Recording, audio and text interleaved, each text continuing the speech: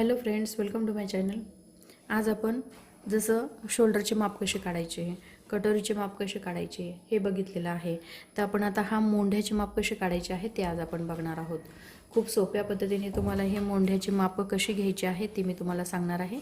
काय होऊन जातं, जसं मोंढ्याचं माप जे आहे ते परफेक्ट निघत नाही. आपण सगळे घेतो, छातीचं माप आहे हे घेतो, हे पण लक्षात येतं आपल्याला किती घ्यायचं, पण छातीच्यानुसार हे मोंढ्याचे माप जे आहे ते कसे घ्यायचे हे लक्षात येत नाही.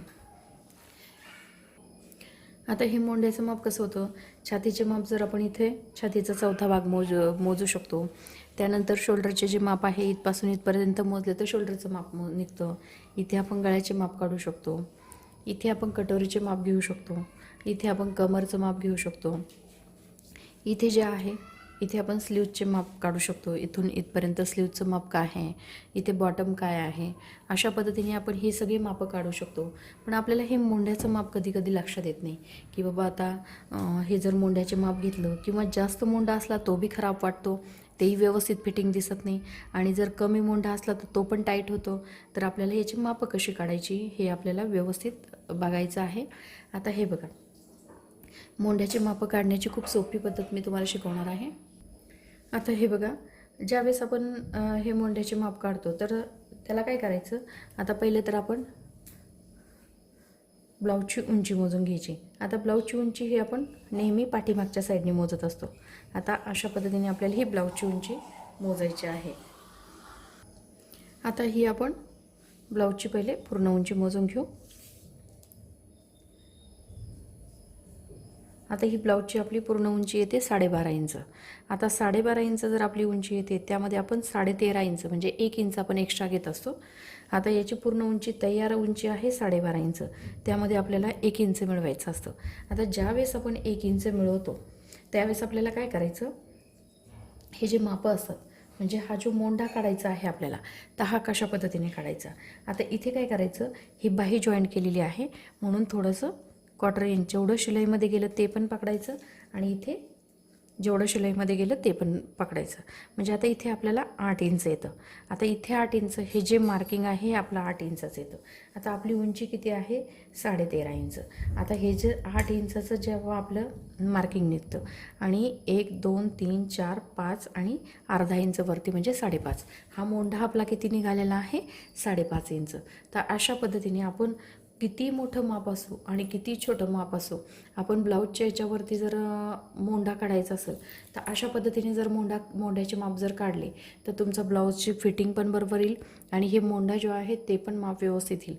कारण काय होऊन जातं, या उंचीमध्ये तर आपण 1 इंच मिळवतो, इथे पण शिवणामध्ये ते हे होतं, एक्स्ट्रा आपण 1 इंच घेतलेलं असतं. इथे वरती शोल्डरमध्ये पण ते शिवणामध्ये चाललं जातं. आणि ज्यावेळेस हे माप काढायचं असतं त्यावेळेस बाही जेवढी जोडलेली आहे तिथून थोडंसं क्वार्टर इंच जे आहे ते वरच्या साईडला घ्यायचं आणि क्वार्टर इंच खालच्या साईडला म्हणजे अर्धा इंच आपल्याला याच्यामध्ये एक्स्ट्रा घ्यायचं आहे. असे जर इथं 7-7.5 इंच येतं तर तसं आपलं 8 इंच येतं. मग 8 इंच जर येतो तर मग आता 8 इंच आल्यानंतर आपली उंची 12.5 इंच आहे, त्यामध्ये आपण 1 इंच मिळवणार आहोत म्हणजे 13.5 इंच. आणि 13.5 इंच तर आपलं त्यामध्ये आपले 8 इंच मायनस होऊन जातात म्हणजे 1 2 3 4 5 आणि हे अर्धा इंच म्हणजे 5.5 इंचाचा आपला हा मोंढा जो आहे, मोंढ्याचे माप जे आहे ते निघते. तर काय होऊन जातं, कधी कधी कोणी असं क्रॉसमध्ये मोंढा मोजतो, हे बघा अशा पद्धतीने. त्याच्यानंतर पुढं एक्स्ट्रा घेत असतं, कोणी अशा पद्धतीने मोंढा मोजतं. इथे सरळ रेषेमध्ये हा मोंढा बघतं, अशा पद्धतीने मोंढा मोजत असतात.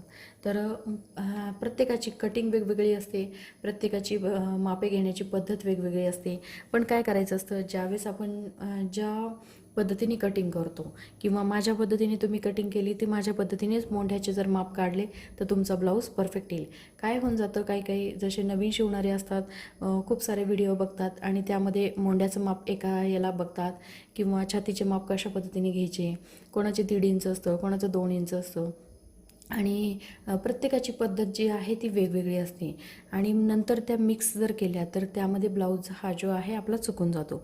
तर जसं माझ्या पद्धतीने जर शोल्डरचे माप काढले, गळ्याचे माप काढले, तर कटिंग पण माझ्याच पद्धतीने जर केली तर हा ब्लाऊज जो आहे तो परफेक्ट येईल. आणि त्यामध्ये जरी तुमच्याकडनं शिवणामध्ये कमी जास्त झालं किंवा कटिंगमध्ये कमी जास्त झालं, ते तुम्ही मला कमेंट्स बॉक्समध्ये जरी विचारलं तर मी तुम्हाला त्या गोष्टी ज्या आहेत त्या क्लिअर करू शकते की हे कारण काय आहे आणि कशामुळे हे झालेलं आहे. तर त्यामध्ये मी त्याच्यावर परत व्हिडिओ पण बनवू शकते. तर मी आता हा खूप सोप्या पद्धतीने ब्लाऊजचा मोंढा जो आहे तो कसा काढायचा आहे तो मी तुम्हाला सांगितलेला आहे.